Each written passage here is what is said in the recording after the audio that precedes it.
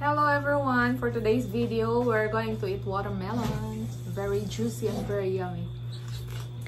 Wala man gud na mao ang among kuan, mango float nga among gihimo ganina using my new mixer kay ang among all-purpose cream wala kayo siya nabutang ba sa bugnaw. Wa kay nabugnaw so paggamit mo sa mixer, wala siya double in volume.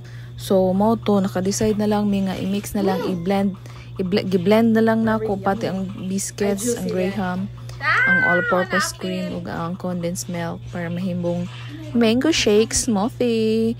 So desperado naman mi nga makakaon mi sa among mango float.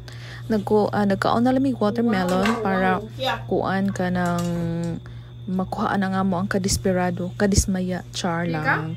Pero nakuha din ako ni akong watermelon kahapon. Nipalit siya mi anig kuan usad jud katibuo kay para makales. Og karon nagtuda jud mi kaon ng watermelon kay init kay sa gawa super hot. Gisingot kayo mi while naghimo sa amo ang mango float unta. So mao to nga kanang gikaon na mo tin kinahanglan mahurot ginamo ning kuan karon kanang usa ka buok watermelon. Bali, wala mo gud may work mga 2 days. Wala dyan ni work 2 days kay kalag-kalag All Saints Day and All Souls Day.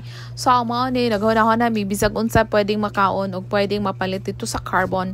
Og mao to gahapon nakakita kong isa ka buok watermelon nga dako. Akong gipili ang medyo gamay kay di man ko kadaog. So, mao ni karon among gitudahan og kaon sa akong girl nga si Katrina. Di sad namon ni mahurot ning isa ka buok watermelon. Oy, kinahanglan manawag mi silingan para mo tabang og kaon ani.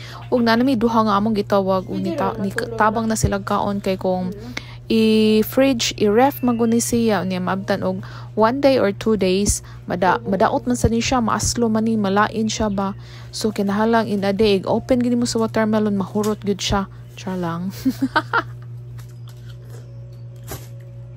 May mo ning kuan na. Candy. Kane, pare are ko oh. Na ba?